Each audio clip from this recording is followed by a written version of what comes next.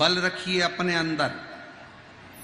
आज मेरा जीजी से और जीजाओं से भी निवेदन है, कर्जा हो गया, दुख आ गया, बीमारी आ गई, तकलीफ आ गई, कष्ट आ गया, बहुत ज्यादा जिंदगी दुख में चल रही है, तो एक बार कुबेरेश्वर बाबा के धाम में जाकर उस बाप को गले लगा लेना कि मेरे बाप अब मैं बहुत हार चुका हूं। कुबेरेश्वर बाबा की उस भूमि पर जाकर कंकर को हाथ में लेकर, एक कंकर भी अगर तुम्हें दिख जाए तो उस कंकर की पूजन कर कर उससे प्रार्थना कर। मामा आजकल वहां पर एक नया काम लोगों ने चालू कर दिया, मकान बनाने लगे, पत्थरों पे पत्थर रखकर मकान बनाते। नहीं नहीं, हमारे कुबेर भंडारी क्या मकान बनाने का प्रमाण नहीं है। हमारे कुबेर भंडारी क्या तो केवल कंकर को बीनो और उस कंकर की पूजन करो, वो तुम्हारा कितना मकान बनाएगा। तुम तो एक मकान बनाकर जाओगे और उसकी मर्जी है कि 5 कंकर की पूजन करके जा रहे हो और 5 मकान देना है तो 1 तक सीमित रह जाओगे। इसलिए कुबेरेश्वर धाम पर मकान नहीं बनाना है। कुबेरेश्वर धाम पर पत्थर बीन बीन कर मकान मत बनाओ, कुबेरेश्वर धाम पर कंकर बीन कर उसकी पूजन करो। उसकी मर्जी होगी तो जमीन भी देगा, उसकी मर्जी होगी तो जायदाद भी देगा, और उसकी मर्जी होगी तो दुख को मिटा दे। दंडवत कर कर कहो, हाथ में भी मत लो पर दंडवत कर कर कहो उस बारीक बारीक कंकरों को अपने भीतर हृदय से लगाकर, बाबा बहुत दुखी हूं मेरे बाबुल, बहुत तकलीफ में हूं, मेरा कष्ट मिटा दो। सिंहेश्वर बाबा के दरवाजे पर जाओ तो उससे कहो, बाबा मैं क्या कहूं तुझसे, बहुत दूर से आई हूं, बहुत तकलीफ, किससे कहूं, मेरे दिल का दुखड़ा तो मैं कहूं तो किससे कहूंगा, तो केवल एक तुझसे, और किससे कहूं। और तुझसे मिलने के लिए तेरी कसम, तुझसे मिलने के लिए तेरी कसम, एक मुलाकात जरूरी, एक बार उसके पास बैठकर अपने दुखड़े को कह दो। ये दुनिया के जितने लोग हैं ना, परिवार, नाते, रिश्ते, कुटुंब, कबीले, संसार के जितने लोग हैं ना, तुम्हें खिलौने जैसा खेलेंगे। कोई तुम्हारी भावनाओं से खेलेगा, कोई तुम्हारे विचारों से खेलेगा, कोई तुम्हारे हृदय से खेलेगा, कोई दिल से खेलेगा, कोई दिमाग से खेलेगा। संसार के जितने लोग हैं, परिवार के जितने लोग हैं, रिश्तेदार जितने हैं ना, कोई दिमाग से तुमसे खेलेंगे, कोई दिल से तुमसे खेलेंगे, कोई तुम्हारी हंसी उड़ाएंगे, कोई अपशब्द कहेगा, कोई ताना देगा, कोई गाली देगा। दुनिया के लोग तुम्हें खिलौना समझते हैं और केवल तुम्हारे साथ में खेलते हैं, केवल खिलौना।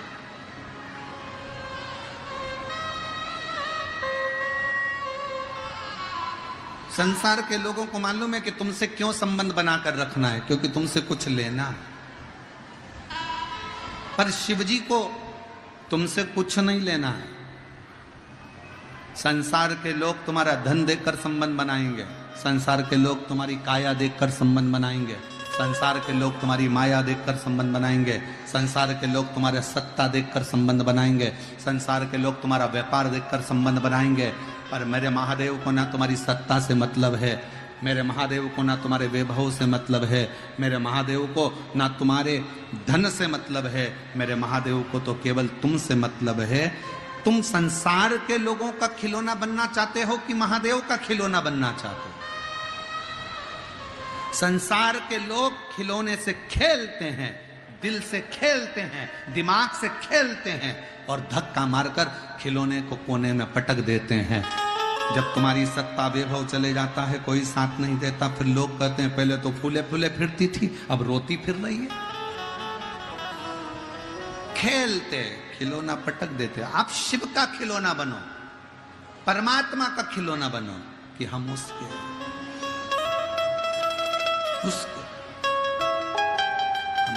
और किसी के।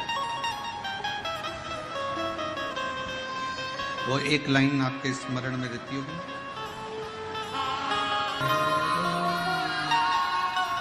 जितनी चाबी भरी परमात्मा ने उतना तोपन को चलना है, बस दुनिया के हाथ का खिलौना मत बनना, अपने हाथ का, अपना जीवन दूसरे के हाथ में खिलौना मत बनने दो।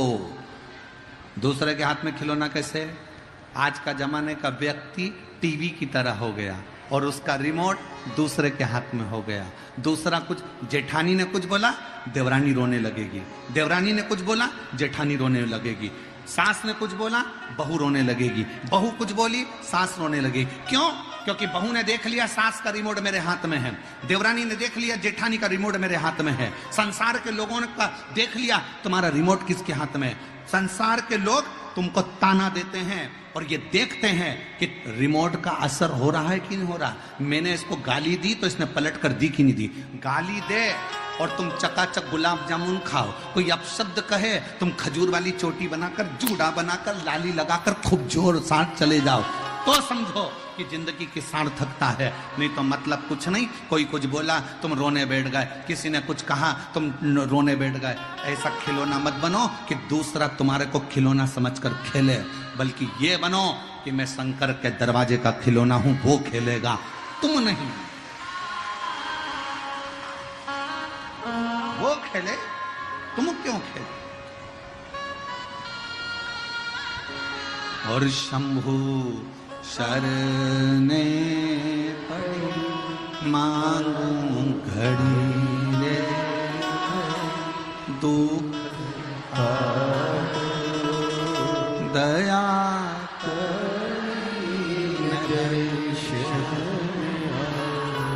आप उसका खिलौना बनिए, वो खेले। सफर करते समय सामान कम रखिए तो सफर का आनंद होगा। ज्यादा सामान लेकर बैठोगे तो टेंशन में ही मर जाओगे। अपना मत सोचो कि अपना है। फैक्ट्री किसकी? शंकर जी की। दुकान किसकी?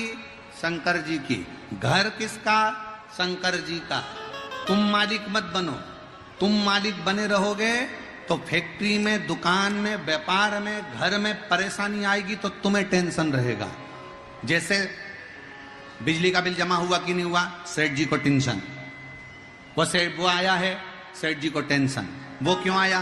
सेठ जी को टेंशन। घाटा लग गया, सेठ जी को टेंशन। मुनाफा हो गया, सेठ जी को आनंद था।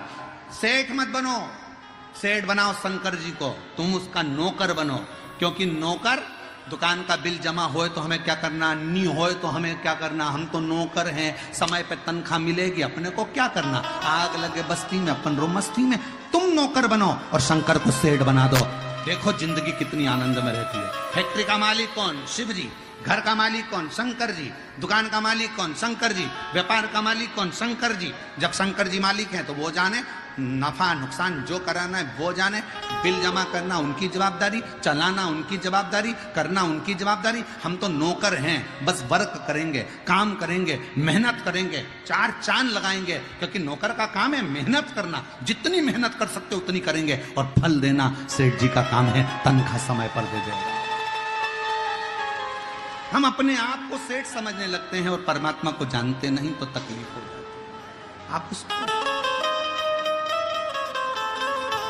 कितना सुंदर प्रसंग है शिव महापुराण का। शिव जी का एक नाम सरंभेश्वर महादेव है। जिस समय पर हिरण्यकशिपु को मालूम पड़ा कि मेरा भाई हिरण्याक्ष मर गया, जिस समय पर हिरण्यकशिपु को मालूम पड़ा कि मेरा भतीजा अंधकासुर मर गया, मेरा भतीजा अंधकासुर मर गया, मेरा भाई मर गया हिरण्याक्ष, हिरण्यकशिपु ने तप करना प्रारंभ करा। ब्रह्मा जी से वर प्राप्त करे, वर दीजिए, क्या वर चाहिए? ना नीचे मरूं, ना ऊपर मरूं, ना अंदर मरूं, ना बाहर मरूं, ना अस्त्र से मरूं, ना शस्त्र से मरूं, ना दिन में मरूं, ना रात में मरूं, ना नर से मरूं, ना पशु से मरूं, और ना ही 12 महीने में मरूं। भगवान ने तथास्तु कह दिया, ठीक है, भर ले। घर गया, पत्नी गर्भ से थी, जिसको नारद जी ले गए थे। नारद जी ने उसकी पत्नी को गर्भ में ज्ञान दिया। गर्भ से जो बच्चा पैदा हुआ हिरण्यकशिपु के घर में, उसका नाम आते से ही भगवान के नाम का हिलात करा तो उसका नाम प्रहलाद हो गया।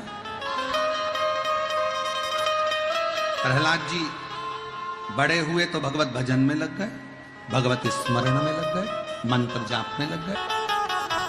खोलते तेल में डाल दिया, प्रहलाद नहीं मरे। अपनी बहन डूंडा से कहकर अग्नि में बिठा दिया, नहीं।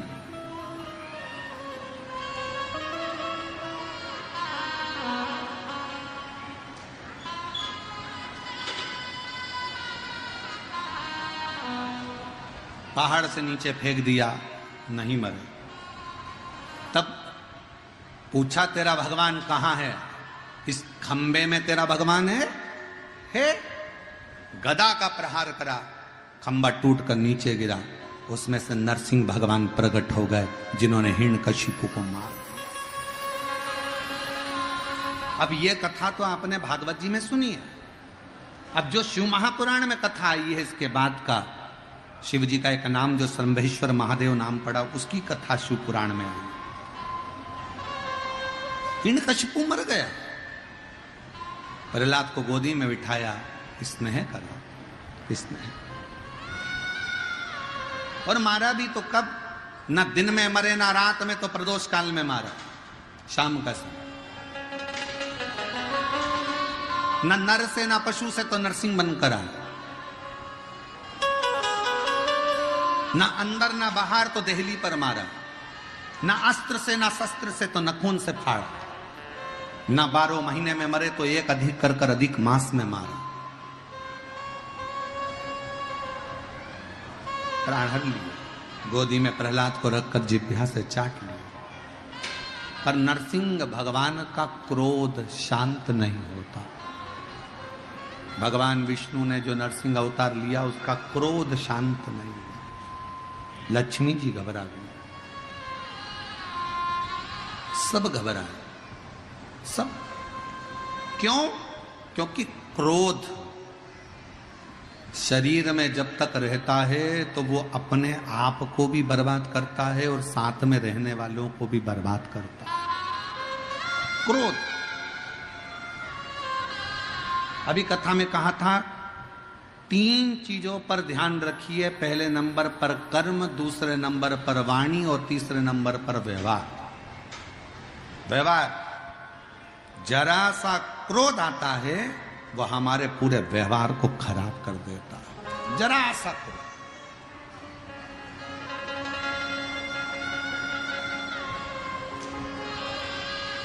कई बहुएं ऐसी हैं जो घर में बहुत सेवा करती हैं, सास को टाइम पर दवाई भी देती हैं, भोजन भी देती हैं, तेल भी लगा देती हैं, भोजन भी बना देती हैं, सब काम कर लेती हैं। पर कभी कभी महीने 2 महीने में 3 महीने में बहू को ना जाने ऐसी क्या, कई बार सास भी कहती मेरी बहू बहुत अच्छी है, बहुत बढ़िया, बहू तो इतनी अच्छी है, आगे बढ़ बढ़ कर काम कर देती है। फिर पर उसकी जो जीवान है ना वो बड़ी बेकार है।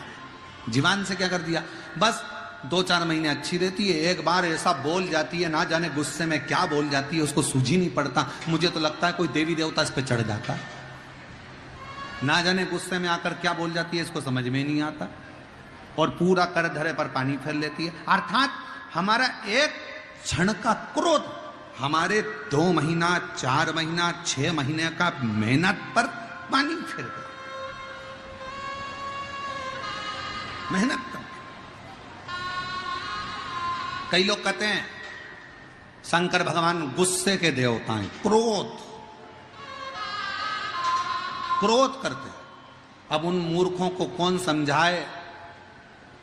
तुम्हारा पति आराम से बैठा हुआ है, रोटी खा रहा है, और उसको क्या अपने आप गुस्सा आ जाएगा?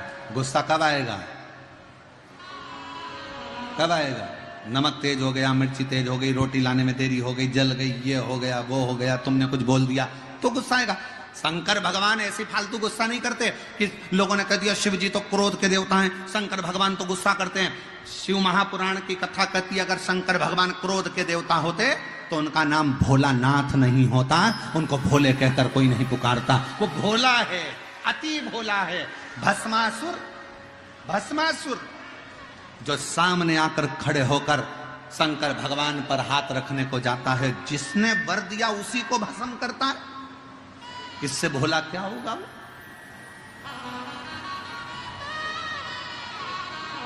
इतना सरल, इतना सहज।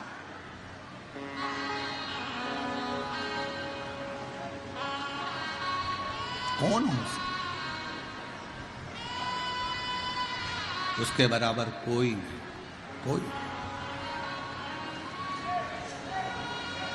उसके बराबर संसार में कोई नहीं हो सकता। और फिर निवेदन करूं इस सिंहेश्वर बाबा की इस पवित्र धरा से, आप सबसे कहना चाहूंगा, सबको भजो मना नहीं है। हम आपके ये नहीं कहेंगे कि आप इसको मत भजो, कि उसको मत भजो, कि उसको मत भजो, कि उसको मत भजो। सबका आदर करो, सबका सम्मान करो, सबको भजो, मना नहीं। पर मेरे